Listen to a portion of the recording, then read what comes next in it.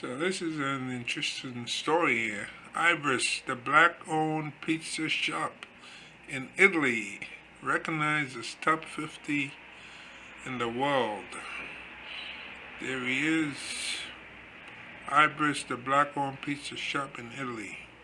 So the face of one of Italy's top 50 pizzerias may be what you least expect.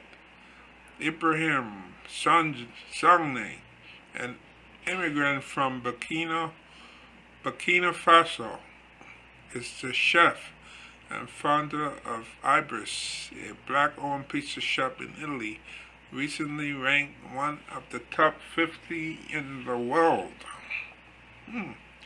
Wow, 50 top pizza. An important online guide for Italy says Ibrahim's dough is perfectly leavened, digestible, and the toppings are rich and delicious. The guide also describes his recipes of imaginative.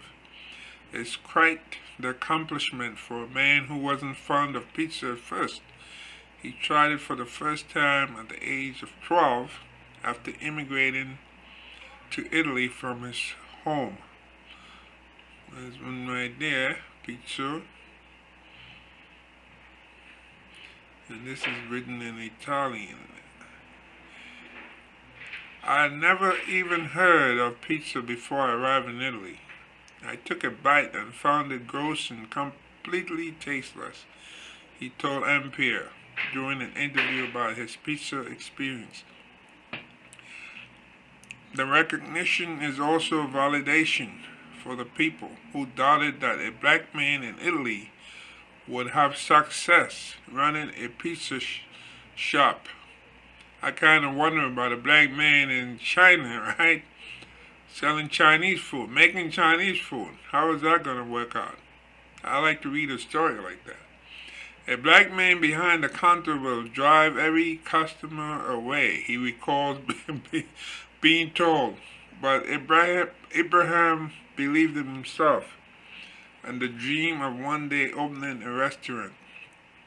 His recipe for success: IBRIS Pizza, a name that combines the owner's first and last name, is known for taking risks with flavors.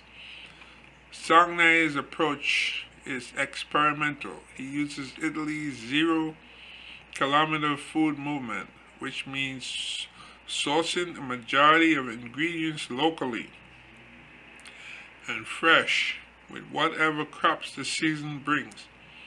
While the menu changes from day to day at the black-owned pizza shop, some ingredients highlights are purple potato cream, saffron, and chickpeas.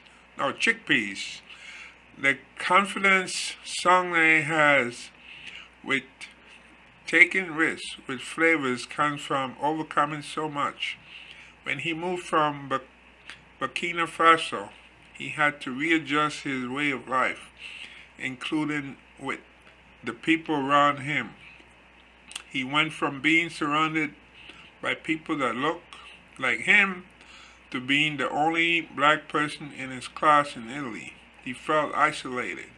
Emotions, he says, were only exacerbated by stuttering.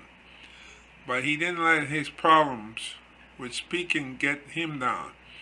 He decided to go to speech therapy, which gave him enough confidence to work part-time as a teenager. This determination created a lane for him to work in a pastry shop, where he developed a love for baking and eventually became the framework for his love for baking pizza. Let's see here. Once I had overcome my stuttering, I was free. After that, I knew I could face anything. Since opening in 2018, IBRIS has become a beloved pizzeria in the northern city of Italy that reaches beyond getting a good slice of pizza. It's also about Sangne's infectious smile and commitment to helping those less fortunate. He has adopted what he calls the suspended pizza model, a play off the Neapolitan tradition of cafe sospeso, where the clients pay a little more for their coffee. The idea is that if so many people donate or round up, then there's enough to feed those in need later. For more information, including the hours and directions, follow IBRIS on Instagram. Well, that's an interesting story for the day. After all the stuff with wars and